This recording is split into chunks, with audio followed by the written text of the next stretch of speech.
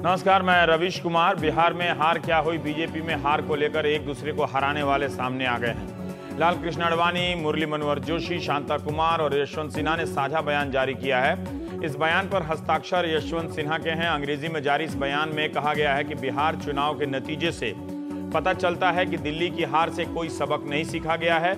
यह कहना है कि बिहार की हार के लिए सभी जिम्मेदार हैं। इसका मतलब है कि कोई जिम्मेदार नहीं है। पार्टी के जीतने पर जो लोग श्रेय ले रहे होते, वही अब हारने के बाद पल्ले झाड़ रहे हैं। पिछले एक साल से जिस तरह से पार्टी को चलाया जा रहा है, वो ही इस हार का मुख्य कारण है। हार के कारणों की गहन समीक्षा होनी चाहिए। इसकी भी समीक्षा होनी चाहिए कि कैसे कुछ लोगों के सामने सबको नतमस्तक होने के लिए कहा जा रहा है। सामूहिक नेतृत्व की परंपरा बर्बाद कर दी गई है। हार के कारणों की समीक्षा वो ना करें जो चुनाव के प्रबंधन से जुड़े थे और बिहार चुनाव के लिए जिम्मेदार थे। सिर्फ हार के कारणों पर हमला नहीं है। पार्टी में सामूहिक नेतृत्व की परंपरा को बर्बाद करने का सवाल उठाया गया है। यह कहा गया है कि कुछ लोगों के आगे सबको बंदगी करने, जी हुजूरी करने के लिए मजबूर किया जा रहा है। काउटाउ किया जा रहा है, ये जापानी शब्द है। तो ये है मार्गदर्शक मंडल की समीक्षा और सीधा सीधा हमला। सोमवार को ही बीजेपी संसदीय दल की बैठक हुई थी, जिसमें किसी को हार के कारणों के लिए जिम्मेदार नहीं ठहराया गया था। संसदीय दल की बैठक में प्रधानमंत्री नरेंद्र मोदी भी शामिल हुए थे। वित्त मंत्री अरुण जेटली ने प्रेस से बात करते हुए मोहन भागवत के आरक्षण वाले बयान को हार का कारण मानने से इनकार कर दिया था। उन्होंने कहा था कि पार्टी की जीत या हार सामूहिक होती है। यह चुनाव केंद्र सरकार पर जनादेश नहीं है। जेटली ने यह भी कहा कि बगावती सुर उठाने वाले नेताओं पर बैठक में कोई चर्चा नहीं हुई। जेटली ने कहा कि चुनाव में भाजपा के सहयोगी टोटल वोट ट्रांसफर नहीं करा पाए। बिहार चुनाव में महागठबंधन का भी वोट कम हुआ और हमारा भी कम हुआ।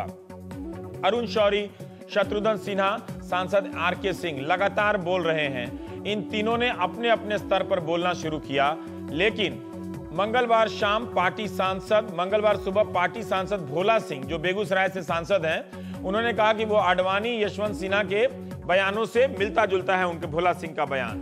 भोला सिंह ने तो चुनावी रैलियों में प्रधानमंत्री की भाषा पर भी सवाल उठा दिया। बेगूसराय के सांसद ने कहा कि वे लालू यादव के झांसे में फंस गए और अपना स्तर गिरा लिया। उन्होंने ये भी कहा कि लोग मोदी को सुनने गए कि प्रधानमंत्री बोल रहे होंगे, लेकिन उन्हें लगा कि ये तो लालू यादव बोल रहे हैं। भोला सिंह ने प्रधानमंत्री पर सीधा हमला किया है, नाम लेकर किया है।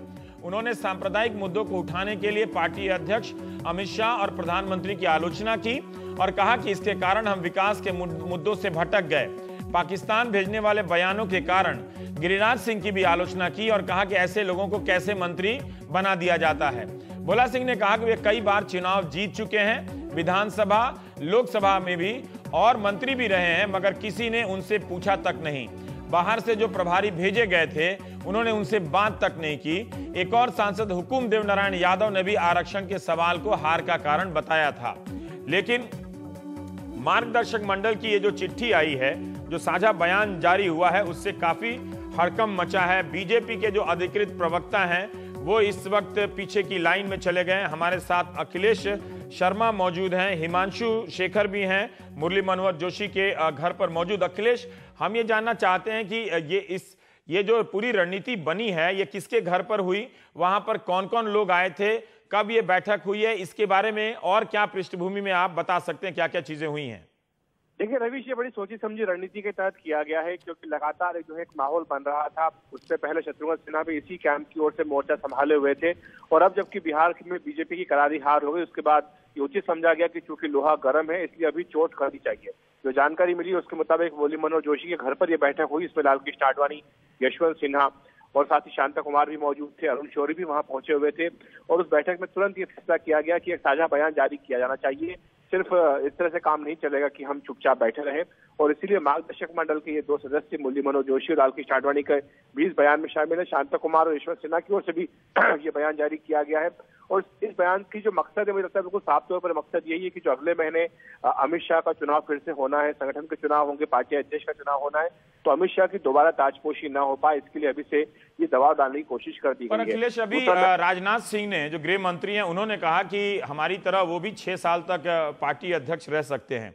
एक चीज का ध्यान रखिए कि आज ही केंद्र सरकार ने 15 सेक्टर में विदेशी निवेश के कई बड़े फैसले लिए और जब पूछा गया तो कहा गया कि इसका संबंध बिहार चुनावों से नहीं है, सरकार कई महीनों से तैयारी कर रही थी।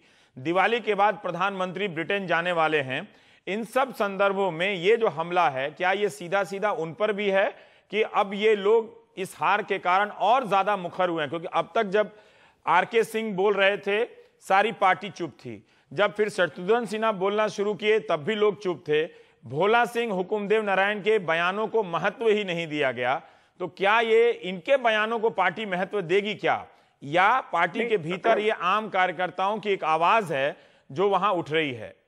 मुझे नहीं लगता कि पार्टी इनके बयानों को कोई बहुत ज्यादा महत्व देगी, क्योंकि पहले ये सब जो है नेता हाशिए पर हैं, लगातार बीच बीच में ही अपने बयान देते रहे हैं, चाहे आडवाणी हो, चाहे जोशी हो, चाहे यशवंत सिन्हा या शांता कुमार।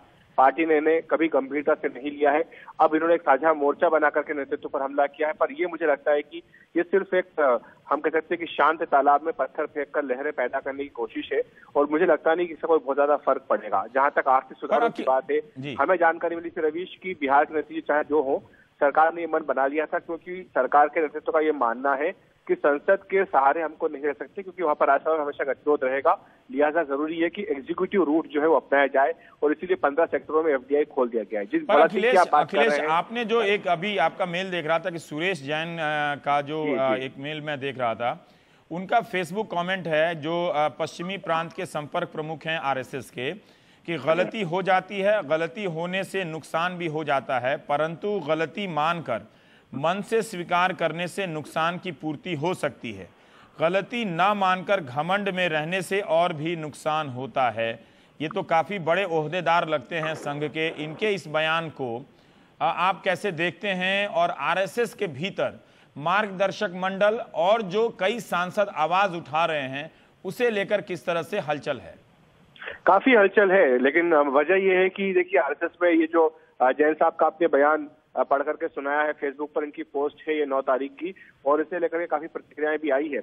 लेकिन जिस तरह से आरएसएस प्रमुख मोहन भागवत का बयान आया आरक्षण को लेकर के, और बार बार बीजेपी के भीतर से आवाजें आ रही है कि वो बयान भी हार के लिए बड़ा जिम्मेदार है, मुझे लगता है कि वो जो बयान है वो सबसे बड़ी जो है हम कह सकते हैं कि आड़ बन गया है, जिसकी ओट में जो बीजेपी के तमाम नेता हैं वो बच सकते हैं। क्योंकि जब बात सीधे संघ प्रमुख पर आए तो फिर किसी दूसरे की हिम्मत होगी नहीं कि वो बाकी लोगों पर सवाल उठा सके। जिन भोला सिंह का आप जिक्र कर रहे थे, मैं आपको बताऊं कि उन्हें छोटे वाजपेयी के तौर पर जाना जाता है, वो उसी तरह उन्हीं की तरह बोलते हैं।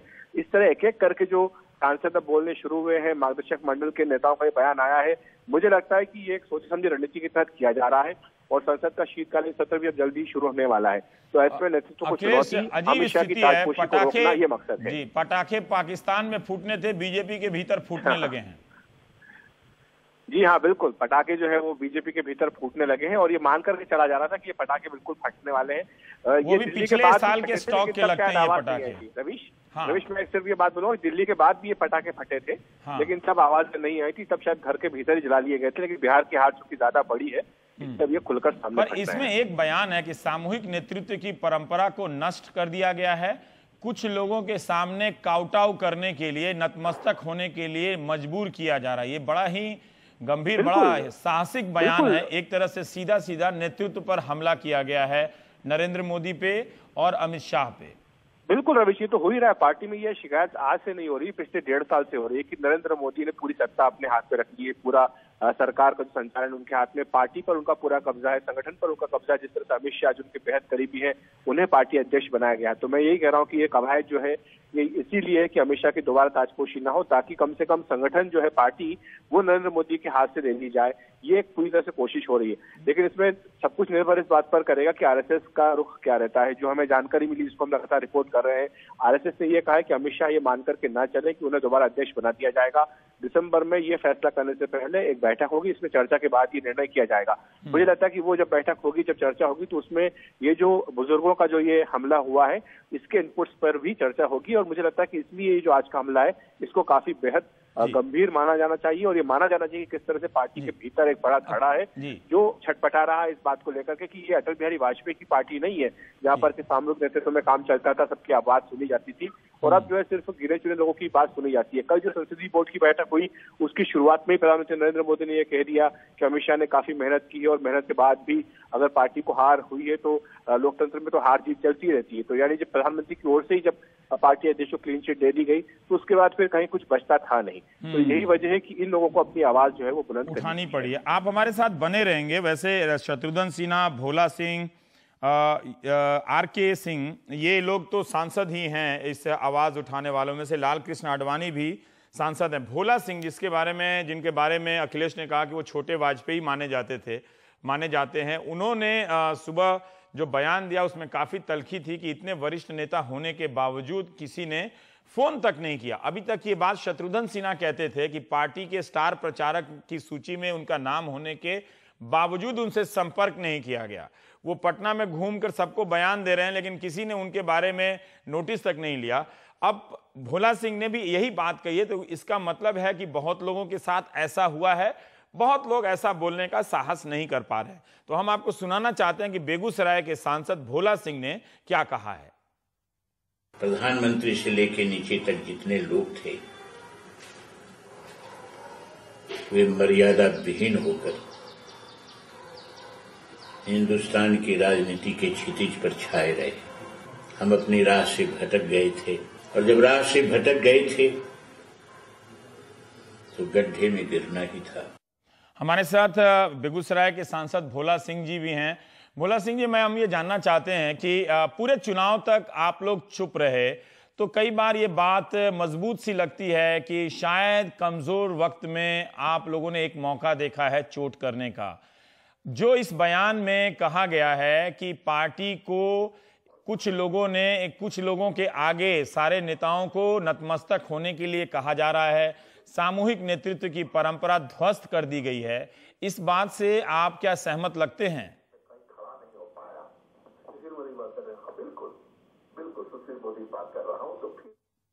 जी भोला सिंह जी, मैंने यही कहा कि जो साझा बयान आडवाणी जी, शांता कुमार, यशवंत सिन्हा की तरफ से जो जारी किए गए हैं, उस साझा बयान में कहा गया है कि सामूहिक नेतृत्व की परंपरा ध्वस्त कर दी गई है और कुछ लोगों के सामने पार्टी को नतमस्तक होने के लिए मजबूर किया जा रहा है।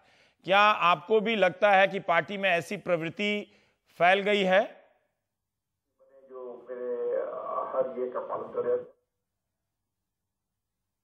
कुछ गड़बड़ हो रहा है फोन से आजकल, लगता है उनके घर में टेलीविजन ऑन है। जी भोला सिंह जी, हम एक बार फिर से ट्राई करते हैं। हम शत्रुघ्न सिन्हा के बयान को सुन लेते हैं कि शत्रुघ्न सिन्हा क्या कह रहे थे बिहार चुनावों के दौरान और चुनावों के बाद। रोज उनका एक इंटरव्यू आ रहा है शत्रुघ्न सिन्हा का, जिसमें वो इन सवालों को उठा रहे हैं। इतना बड़ा जमावड़ा लगा वहां, इतना खर्चा हुआ, इतने पैसे खर्च हुए, इतना टैलेंट और एनर्जी के मामले में खर्च हुआ और उसके बाद ये परिणाम आया तो जरूर दुख का विषय है। और हमारे साथ अखिलेश और हिमांशु मेरे ख्याल से जुड़े हुए हैं। हिमांशु, हम ये जानना चाहते हैं कि मुरली मनोहर जोशी के घर ये जो बैठक हुई है उसमें और कौन कौन लोग आए थे? क्या अरुण शौरी भी थे या उनके अलावा और भी कोई था जहां पर ये बैठक हुई है?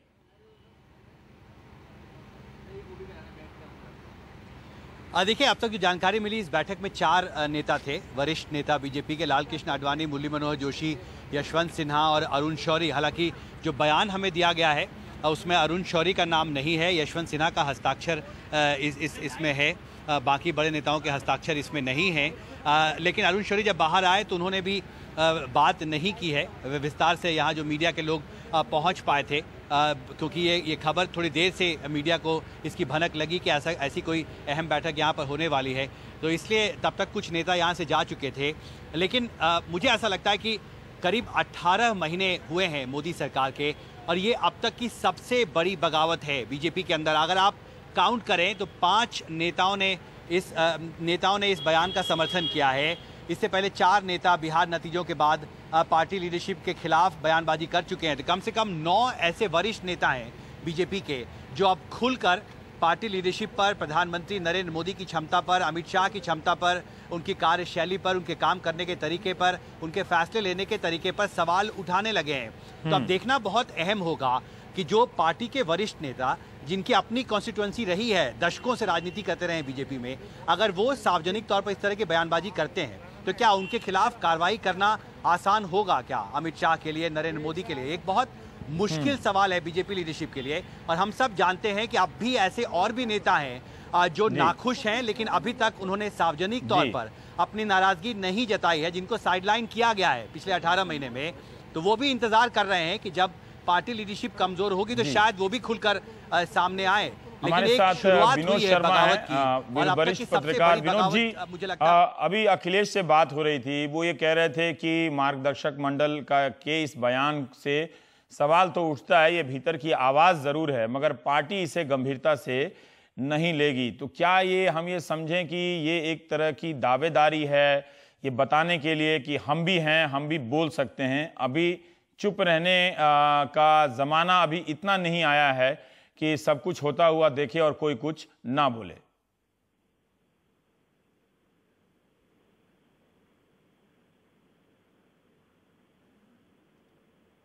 विनोद जी। जी, मेरा कॉल ड्रॉप के कारण आप सवाल नहीं सुन सके या आप फोन? मेरा ये कहना है कि जी, आपका सवाल सुन लिया, बस आपने मुझे बताया कि आप मेरे से रूबरू थे। तो मेरा एक मानना है कि ये जो पार्टी के भीतर जो एक माहौल था, जिसको तानाशाही का माहौल भी कह सकते हैं, क्योंकि लोकतंत्र में तो सबको बोलने का हक होता है और सबसे सलाह भी लेनी चाहिए, लेकिन जब से सरकार बनी है तब से एकतरफा डिसीजंस लिए जा रहे हैं कुछ लोगों के द्वारा, और उसके चलते पार्टी के भीतर शुरू से ही बरमर्स थे, एक प्रोटेस्ट थी जिसको एक्सप्रेशन नहीं मिल रहा था। और अब मैं समझता हूं कि चूंकि ये बड़ी हार हुई है दिल्ली के बाद, और जिस तरह से कैंपेन चलाया गया, आपने भी देखा, हमने भी देखा और लोगों ने भी देखा, उस कैंपेन के चलते कोई पार्टी की छवि निखरी नहीं है, पार्टी की छवि गिरी है। और अगर ये लोग बोल रहे हैं तो इनको चुप करवाना आज के दिन मैं समझता हूँ मुश्किल होगा, और अगर चुप करवाना कोई कोशिश करेगा तो अच्छी कोशिश नहीं होगी, इनकी बात सुननी चाहिए। जी, अखिलेश हमारे साथ हैं। अखिलेश, इस चिट्ठी में, इस बयान में ये लिखा हुआ है कि हार के कारणों की समीक्षा उन्हें नहीं करनी चाहिए जो बिहार चुनाव के प्रबंधन से जुड़े हुए थे और उसके लिए जिम्मेदार थे। क्या आप बता सकते हैं कि जब मुरली मनोहर जोशी अध्यक्ष थे, लाल कृष्ण आडवाणी अध्यक्ष थे, तब भी पार्टी हारती थी, तो उनके वक्त हार के कारणों की समीक्षा कौन लोग करते थे? बड़ा मजेदार सवाल आपने रमेश पूछा, क्योंकि जब मैंने ट्वीट किया है चिट्ठी के बारे में तो ट्विटर के ऊपर मुझे जो प्रतिक्रियाएं आई हैं उसमें एक प्रतिक्रिया ये भी थी कि 2009 में जब बीजेपी हारी थी, लाल कृष्ण आडवाणी जब प्रधानमंत्री पद के उम्मीदवार थे, तब उसके बाद हार की समीक्षा किसने की थी, कब की थी और क्यों की थी और उसका क्या परिणाम आया था। तो ये इस तरह के सवाल आते रहते हैं। मुझे याद है कि उस हार के बाद जब एक बार बैठक हुई थी खुद आडवाणी जी के घर पर, तो उसमें जसवंत सिंह ने यह सवाल उठाया था, खासतौर से अरुण जेटली के पक्ष में के बारे में, क्योंकि अरुण जेटली के पक्ष पूरा जो चुनाव की रणनीति थी उसका प्रबंधन कर रहे थे। जसवंत सिंह ने ये पूछा था कि परिणाम और पुरस्कार में कोई संबंध होना चाहिए, क्योंकि तब अरुण जेटली को राज्यसभा में विपक्ष का नेता बना दिया गया था। तो ये सीधा हमला अरुण जेटली के ऊपर तब जसवंत सिंह ने किया था। तो ये इस तरह की चीजें होती रहती है पार्टी के भीतर। लेकिन देखिए, बड़ी बात यह है, जो विनोद भी कह रहे हैं, इस बात में काफी गंभीर की जो स्टाइल है नरेंद्र मोदी की, अमित शाह की काम करने की, वो लोगों को साथ लेकर के नहीं चल पा रहे हैं। फिर उन्होंने ये भावना घर करती जा रही है कि उनके ऊपर फैसले होते जा रहे हैं। जब आर.के. सिंह बोलते हैं, वो सांसद हैं, आरएज में जब टिकट बचते हैं तो उन्हें नहीं पता होता कि किसको टिकट मिल रहा है, किसको नहीं मिल रहा है। भोला सिंह को नहीं पता होता कि उनकी कॉन्स्टिट्यूंसी में किसको टिकट दिया जा रहा है। उसके बाद फ्रस्ट्रेशन में आके उनको बोलना पड़ता है कि टिकट जो पैसे जा रहे हैं, क्रिमिनल्स को टिकट दिए जा रहे हैं, वो घर बैठेंगे, प्रचार नहीं करेंगे। तो आपके जब सांसद घर बैठ जाते हैं तो निश्चित तौर पर कई सारे गंभीर सवाल खड़े हो जाते हैं। और मुझे लगता है कि चाहे आप लाल कृष्ण आडवाणी को या जोशी के विरुद्ध इस तरह से कहकर के दरकिनार कर दें कि साहब देखिए उनको तो 75 के ऊपर हो चुके हैं, उन्हें सरकार में, पार्टी में कहीं से जिम्मेदारी नहीं दी जानी थी, ये समझ के समय से हाँ कहने से फैसला किया गया, मगर शत्रुघ्न सिन्हा वो चाहे मंत्री आप इनको नहीं बनाया, आप ये बोल सकते हैं को जिम्मेदारी नहीं दी गई, लेकिन अगर ये सिलसिला बढ़ता जाएगा तो निश्चित तौर पर कई सारे सवाल खड़े होते जाएंगे। पर अखिलेश कहीं ऐसा तो नहीं हम कर रहे हैं कि जो मार्गदर्शक मंडल के जो बयान हैं और व्यक्तिगत स्तर पर आरके सिंह, भोला सिंह, शत्रुघ्न सिन्हा के जो बयान है, हुकुमदेव नारायण यादव के जो बयान है, उनको हम एक साथ मिला दे रहे हैं। इन लोगों ने भी बहुत गंभीर सवाल उठाए हैं कि किस तरह से इन स्थानीय नेताओं को भी पूछा नहीं गया, उनसे संपर्क नहीं किया गया। अब आप एक पार्टी के सांसद हैं और आपके राज्य में चुनाव हो रहा हो और बाहर से प्रबंधन करने वाले आ जाएं और ये बात सच हो कि आपसे किसी ने संपर्क नहीं किया और आप घर बैठे हों, ये स्थिति तो भयावह है। घर बैठे किसी को अपमानित करने जैसी स्थिति है, अगर भोला सिंह सही बोल रहे हैं तो। देखिए, ये तो सिर्फ सांसदों की बात आ रही है रवि, सामने भी आप उनसे पूछिए, वो लोग जो बोलना नहीं चाह रहे हैं, जो बोल नहीं सकते, पार्टी के प्रशासन से बंधे हुए हैं, जिसमें कि आप बिहार बीजेपी के संगठन के लोग होंगे, उपाध्यक्ष होंगे पार्टी के महासचिव होंगे राज्य के, जिनको ये कहा गया कि आपको ये काम नहीं करना है, आपको ये काम करना है, दिल्ली से जो लोग आए हैं आपको उन्हें रिपोर्ट करना है, आप जो अभी तक काम करते आ रहे हैं आपको काम ऐसा करें किसी दूसरे एक ऐसे काम में डाल दिया गया सर कोई महत्व नहीं है, जिससे कि आपकी कोई दक्षता नहीं है। तो ऐसी कई चीजें लगातार हुई है, मगर हाँ, उसको संतुलन करने के लिए मैं ये भी कहूंगा, जब मैं बिहार में गया हूँ, मैंने घूमा हूँ, मैंने देखा है कि किस तरह से अमित शाह ने वहाँ पर बैठकर काम किया, उनकी टीम ने वहाँ पर काम किया, रात के जिला स्तर पर उन्होंने प्रयास किया, कार्यकर्ताओं से जीवन संपर्क स्थापित किया, परिणाम जो है निश्चित तौर पर। अखिलेश, जब वो ये सब कर रहे थे तब ये कैसे हो गया कि शत्रुघ्न सिन्हा छूट गए, भोला सिंह छूट गए?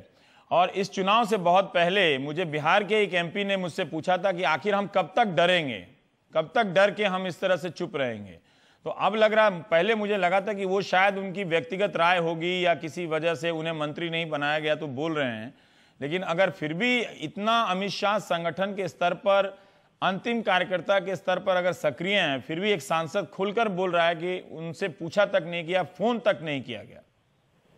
देखिए, ये अमित शाह की एक स्टाइल है काम करने की, क्योंकि वो लगातार गुजरात में चुनाव लड़ते रहे हैं, यूपी में भी लोकसभा के चुनाव के वक्त आपने देखा कि उन्होंने किस तरह से बीजेपी को 80 में से 73 सीटें दिलवाई।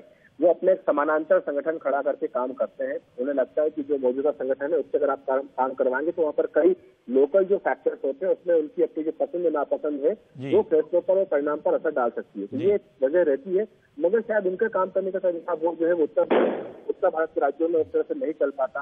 और ये वजह कि बिहार में हमने देखा कि किस तरह से उनके काम करने के तरीके ने कई लोगों को नाराज किया है। जब मैं दिल्ली वापस आया था, पटना पर एयरपोर्ट पर मेरी एक मंत्री से मुलाकात की, जो केंद्रीय मंत्री है, उनका साफ तौर पर कहना था कि हमने बेइज्जत होने के बावजूद भी पार्टी के संगठन में काम किया, जो हमें आदेश दिए गए हमने उनको माना, लेकिन इससे दृष्टि की ताकि पार्टी जीत सके, क्योंकि हमें इस बात का एहसास है कि अगर बीजेपी हारी तो हमारी यहाँ पर बहुत बुरी हालत होने वाली है। एक बात जरूर है कि पार्टी हार गई, उनकी बात नहीं सुनी गई, लेकिन वो कहा उन्होंने कि हमें बहुत। हमारे साथ अगर विनोद शर्मा हैं तो विनोद जी, मैं आपसे एक सवाल करना चाहता हूं कि ठीक है, बीजेपी में भी कल अखिलेश ने अपने पीटूसी में कहा था कि ये लीपापोती है, ये बैठक में जो भी फैसला लिया गया इससे कुछ निकलता नहीं है।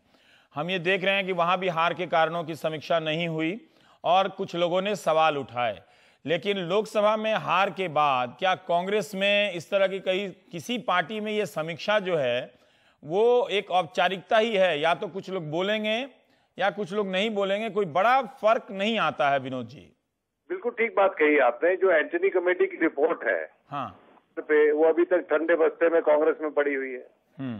सच्चाई ये है कि जो लोग पार्टी का संगठन चला रहे होते हैं, जिनके पास पावर होती है, और उनके पास उंगली नहीं उठाई जाती, उन पे उंगली नहीं उठाई जाती।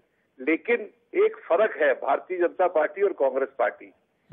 भारतीय जनता पार्टी, कांग्रेस पार्टी जो टाइटली हेल्ड कंपनी है एक, और भारतीय जनता पार्टी इस बात पे गर्व करती थी कि हम लोग जो अंदरूनी हमारी जो लोकतंत्र है वो बहाल रहता है, हम लोग प्रश्न उठाते हैं, उसके जवाब मिलते हैं और मिलके फैसला करते हैं। अब जो मिलके फैसला करने की प्रथा थी रवीश, वो खत्म हो गई। जो यूनिट डिमेंशनलिज्म कहते हैं अंग्रेजी में, एक तरफा फैसले हो रहे थे और लोगों को आदेश दिया जाता था कि आप इसका अनुपालन करें। मेरे को डर इस बात का है कि कहीं ये आग अलाइज तक फैल गई, क्योंकि कल पासवान ने भी ये बात उठाई थी। और अगर आपको याद हो कि जीतनराम मांझी ने भी ये कहा कि जो बयान आए इलेक्शन के दौरान, चुनाव प्रचार के दौरान, उनसे वो आहत हुए और उनसे बहुत कठिन परिस्थिति पैदा हो गई बीजेपी के लिए। तो और देखिए आज के दिन जो शिवसेना है वो भी तलवार खोल के सामने खड़ी है। बहुत अच्छे ताल्लुकात भाजपा के अकाली दल के साथ नहीं है, क्योंकि अकाली दल की अपनी बहुत सी गलतियां हैं। पीडीपी के साथ भी जो उनके ताल्लुकात हैं वो कोई बहुत स्मूथ रिलेशनशिप शिवसेना बोली रही है, शिवसेना बोली रही है। तो एक तरह से एकदम नए सिरे से बीजेपी और उसके सहयोगियों के संबंध, विनोद जी ने जैसा इशारा किया, बीजेपी के भीतर सांसदों के जो बयान आ रहे हैं उसे लेकर जो पार्टी के भीतर सत्ता संरचना है उसमें थोड़ा थोड़ा भूचाल आ रहा है। जैसा कि सोमवार को मैंने कहा था कि ये हार या जीत के कारणों की समीक्षा कहीं नहीं होती है। जरूरी है कि अखिल भारतीय कारण आयोग बने, जिसका चेयरमैन अगर मुझे बनाया जाए तो मैं सर्टिफाई कर सकूंगा कि ये हार के कारण है, ये जीत के कारण है। शत्रुघ्न सिन्हा जो लगातार बोल रहे हैं, अरुण शौरी ने तो कहा कांग्रेस प्लस काऊ, मतलब ये एक राजनीतिक बयान। हालांकि उनके कुछ बयान बड़े ही खराब थे, जब उन्होंने कह दिया कि प्रधानमंत्री होम्योपैथी डिपार्टमेंट के क्लर्क लगते हैं, तो ये थोड़ा ज्यादा हो गया, ऐसा लग रहा है कि वो खुंदक में है। पर ये बड़ा दिलचस्प बयान था उनका कि कांग्रेस प्लस काऊ है ये गवर्नमेंट। और जब बिहार में काऊ का, गाय का, मतलब गाय का जब मसला उठ रहा था, शत्रु जी का जरा सा बयान सुन लें कि इन्हें इस बयान देने के बाद इन्हें क्या क्या कहा गया। इतना बड़ा जमावड़ा लगा वहां, इतना खर्चा हुआ, इतने पैसे खर्च हुए, इतना टैलेंट और एनर्जी के मामले में खर्च हुआ, और उसके बाद ये परिणाम आया तो जरूर दुख का विषय है। जी अखिलेश, क्या ये हो सकता है कि इन लोगों को अपनी भड़ास निकालने की छूट दी जाए और इस पे परवाह ना करें और इस पर ध्यान ना दें और फिर बात आगे बढ़ जाए, रिफॉर्म जैसे घोषणा, फिर लंदन में स्टेडियम से, किसी स्टेडियम से बहुत सारे कार्यक्रमों का सीधा प्रसारण होने लगेगा और इनका जो बगावत है वो अब हाशिए पे चला जाएगा। लेकिन जिस तरह से इसमें एक निरंतरता है इस बगावत में, क्या आपको लगता है कि ये कम समय के लिए है या और भी आगे बढ़ सकता है? मुझे लगता है रवीश ये बढ़ता जाएगा, क्योंकि देखिए जैसे जैसे चीजें आगे होती जाएंगी उसमें आपको इनको शांत करना बड़ा मुश्किल होगा। क्योंकि अब ये बात जरूर है कि अब आगे कोई इस तरह का चुनाव नहीं है, लेकिन यूपी चुनाव तक तो इस तरह का मोमेंटम वो लोग चाहेंगे कि बना करके रखें। और मुझे जो लगता है कि कोई हार के कारणों की समीक्षा चाहते हैं या उसमें उसकी कोई गंभीरता नहीं है। सिर्फ एकमात्र उद्देश्य जो है मैं जिसका बार बार बोल रहा हूँ वो ये है कि अमित शाह की जो है ताजपोशी ना हो पाए, ये साफ तौर पर इरादा है। मैं आपको याद दिलाऊं, नितिन गडकरी जब अपना पर्चा भरने जा रहे थे अध्यक्ष के लिए, उस दिन जो नाटकीय घटनाक्रम हुआ था उसके आप भी गवाह हैं। जब मैं लाइव कर रहा था आपके शो में और मैंने कहा था कि राजनाथ सिंह अध्यक्ष बनेंगे, उसी दिन की बात यह है कि जब पर्चा भरने जा रहे थे तब यशवंत सिन्हा ने भी अपना एक दूत को भेज करके कहा कि उन्हें भी नामांकन पत्र चाहिए। तो वो उस वक्त एकदम तेजी से उसके बाद घटनाक्रम बदला था। तो मुझे लगता है कि पूरी कवायद उसी दिशा में जा रही है, लेकिन इनके जो मकसद है वो पूरा हो पाएगा, मुझे इस पर काफी शक है। क्योंकि देखिए अमित शाह अगर पार्टी के अध्यक्ष है तो नरेंद्र मोदी के चलते हैं, और अमित शाह के पार्टी अध्यक्ष होने की वजह से एक जो कॉम्प्लीमेंट मिलना चाहिए सरकार को पार्टी से वो मिलता आ रहा है। मैं आपको बताऊं क्यों, मैं थोड़ा समझाना चाहूंगा कि जो योजनाएं सरकार शुरू कर रही है उसको अगर जमीन तक कोई पहुंचा रहा है, सरकारी मशीनरी के साथ साथ पार्टी का पूरा संगठन भी पहुंचा रहा है।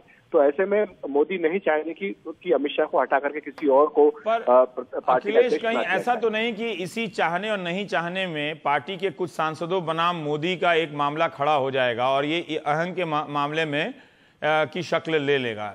दूसरा सवाल यह है कि जो लोग अमित शाह को हटाना चाहते हैं वो हासिल क्या करना चाहते हैं? अमित शाह को हटाकर अमित शाह को हटा करके नरेंद्र मोदी को कमजोर करना चाहते हैं। साफ सी बात है कि नरेंद्र मोदी अगर पावरफुल रहेंगे, जिसके बारे में लगातार शिकायत की जा रही है कि वो कोई भी फैसला जो है करने से पहले किसी से पूछते नहीं है, मंत्रियों को जो है उनको सिर्फ नाम का मंत्री बना दिया गया, उनसे कोई फैसले नहीं करवाए जा रहे हैं, पूरा सब कुछ संचालन पीएमओ कर रहा है। तो अगर हम नरेंद्र मोदी अगर कमजोर होंगे तो जाहिर है कि जो दूसरे लोग हैं वो अपनी बात उनके ऊपर लाद सकते हैं, थोप सकते हैं। और जहां तक रही बात सांसदों की, मुझे लगता है कि बीजेपी के सांसद जो है वो पार्टी की विप से बंधे हुए हैं। का जवाब जी अखिलेश, एक किसी दर्शक ने हमारे पूछा है कि क्या ये जो मार्गदर्शक मंडल ने अपनी चिट्ठी जारी की है इसके पीछे संघ की भी सहमति हो सकती है? मुझे नहीं लगता, मुझे ये बहुत दूर की कौड़ी लगती है रवीश। क्योंकि मैंने जैसे कहा कि जब संघ प्रमुख मोहन भागवत पर जब बात आए तो उनको जब वो लपेटे में हो तो उसके बाद ये सोचना कि किसी के खिलाफ कार्रवाई हो सकती है या किसी को जवाब देना जाएगा, क्लीन चिट ले लिए और उन्हें भी कल संसदीय दल की बैठक में क्लीन चिट दे दिया गया कि उनके बयान का कारण नहीं है। जबकि ये कहा जाता था कि आरएसएस के सैकड़ों या पता नहीं हजारों लाखों कार्यकर्ता बिहार चुनाव के लिए जा रहे हैं। तो आरएसएस की भी जिम्मेदारी तय होनी चाहिए कि आप लोग गए थे बीजेपी को जितवाने या कहीं लालू यादव को जिता कर आ गए, ऐसा तो नहीं होता। देखिए अमित शाह कल पहले सुबह ही मोहन भागवत से मिलाए थे, जाके बोलाए थे कि देखिए आपके बयान से पार्टी की हार नहीं हुई है, ये जो कह रहे हैं ये सिर्फ एक षड्यंत्र के तहत, साजिश के तहत कह रहे हैं। और रही बात आरएसएस के वहां पर काम करने की, तो जो शिकायतें बीजेपी के अपने कार्यकर्ताओं की, मुझे लगता है कि वही संघ के उन कार्यकर्ताओं की भी है जो जमीन पर वहां काम कर रहे थे। उनका भी यही कहना है कि संगठन में और पार्टी के भीतर जो तालमेल होना था वो नहीं हो पाया, ये भी एक हार की वजह रही है। विनोद जी हमारे साथ अगर हैं तो एक बड़ा मिथक जैसा बनाया गया कि बीजेपी के हजारों सांसद, हजारों कार्यकर्ता बाहर से बिहार जा रहे हैं, आरएसएस के लोग गांव-गांव टोली बनाकर जा रहे हैं, तो एक मिथक जैसा हो गया था। कहीं लाख में छपती थी ये संख्या, कहीं कई हजार में छपती थी, कहीं सैकड़ों में छपती थी। लेकिन अब जब रिजल्ट आया है तो इसकी भी समीक्षा कोई करने के लिए तैयार नहीं है कि वो सारे संगठन किस तरह से फेल हो गए वहां जाने के बाद, क्योंकि उनकी संख्या से ऐसा लग रहा था कि ये कोई अभेद्य चुनाव है, लालू और नीतीश तो कभी पार नहीं पाएंगे। देखिए बात यह है कि भारतीय जनता पार्टी आज ही नहीं लेकिन पहले से भी उनकी एक कमजोरी है कि वो एक कदम आगे से हैं और ये दिखाते हैं कि 1 मील आगे बढ़ गए। अब उस कमी में इजाफा हुआ, वो कमी ज्यादा बढ़ी और अमित शाह जी के कार्यकाल के दौरान, अब जैसे मिसाल के तौर पर उन्होंने कहा जी हमारे 6 लाख जो है वर्कर हैं और वो जो है वो बूथ मैनेजमेंट कर रहे हैं। अब आप बताइए कि 6 लाख वर्कर्स को अगर आप एक महीना पर रख रहे हैं, 5 रुपए भी अगर उन पे रोज खर्चते हैं तो 30 लाख का रोज का खर्चा हो गया। ये कैलकुलेशन जो है नीतीश के कैंप में से निकल के आई और उसको प्रशांत किशोर ने कैलकुलेशन करके पूछा कि कितना पैसा खर्च हो रहा है इसमें, और एक स्टेज पे उन्होंने ये भी आरोप लगाया कि 8,000 करोड़ रुपया खर्च हुआ है। अब ये तो एक बहुत ही एग्जैजरेटेड फिगर है, लेकिन ये जो सवाल उठ रहे हैं कि क्या ये जो इलेक्शन था वो भारतीय जनता पार्टी के चरित्र के अनुसार इलेक्शन था, और जब भारतीय जनता पार्टी के चरित्र की बात करते हैं तो वाजपेयी और आडवाणी की भारतीय जनता पार्टी के चरित्र की बात करते हैं। ये बात सच है कि कुछ ऐसे उनके मुद्दे थे जिन पे पूरे देश में एक राय नहीं थी, लेकिन जिस तरह का प्रचार हुआ पटना में, बिहार में, आपने देखा, हमने देखा, वो शोभा नहीं देता किसी भी राष्ट्रीय पार्टी को। भोला सिंह बेगूसराय के जो सांसद हैं उनकी नई प्रतिक्रिया आ गई है, वो हम सुनाते हैं। एक बात तो है अखिलेश और विनोद जी कि इतनी चर्चा तो बीजेपी ने भी अपने हार पे नहीं की होगी जितनी चर्चा हम दोनों ने मिलकर कर ली है। तो भोला सिंह जी को सुनते हैं क्या बोल रहे हैं। जो प्रश्न हमने उठाए, इन तमाम वरिष्ठ नेताओं ने भी उसी प्रश्न को उठाया है और एक तरह से हमारे बयान को ही उन्होंने आशीर्वाद दिया है, उन्होंने उसकी शुभकामना की है। और इस दीपावली की रात्रि में, दीपावली के एक दिन पहले, ये बयान आत्मा के दीप को जलाने जैसा है। इस दीपावली के मौके पर पार्टी के नेताओं ने जो जन्म दिया, इसकी विरासत फिर जग गई है और पार्टी मरने से, आत्महत्या होने से पार्टी अपने को बचा रही है और वो आगे मंजिल तय कर रही है। अमित शाह, आप चाहते हैं अमित शाह रिजाइन करें और पार्टी प्रेसिडेंट के तौर से? क्यों नहीं, अगर वो जिम्मेवार हैं, चुनाव के कैंपेन के तो जिम्मेवार हैं, मोदी भी जिम्मेवार हैं, सब कुछ तो उन्हीं की राय मशविरे से हुआ है। अगर जीत से उनका सेहरा मिलता है तो हार से क्यों नहीं उनको आलोचना होगी, क्यों नहीं जिम्मेवार माना जाएगा। पार्टी के अंदर जिम्मेवारी अलग अलग है, लेकिन कोई बड़ा नहीं है, कोई छोटा नहीं है। अखिलेश ने जैसा कहा कि छोटे वाजपेयी हैं, अंदाज कुछ वैसा ही है कि थोड़ा सा बोल रहे हैं वो उसे खुल के। एक इशारा तो ज़रूर उन्होंने कर दिया कि अमित शाह का इस्तीफा क्यों नहीं हो सकता है। हो सकता है कि हम ये भी देखें कि बहुत सारे नेता लोग अब अमित शाह और प्रधानमंत्री के समर्थन में बोलने के लिए आएंगे। 2 लाइन बटेगी, जैसा मुख्तार अब्बास, माफ़ कीजिएगा, नकवी ने कहा कि हार के बहुत सारे दोष होते हैं और जीत के बहुत सारे दोस्त होते हैं। ब्रेक के बाद ज़रा फिल्मों की तरफ चलते हैं कि सलमान खान दिवाली के मौके पर आपके लिए नई फिल्म लेकर आ रहे हैं। थोड़ा थोड़ा उत्सव के अब मूड में हमें अपने आप को ले जाना चाहिए। बहुत हुआ हार और जीत की समीक्षा, ब्रेक के बाद।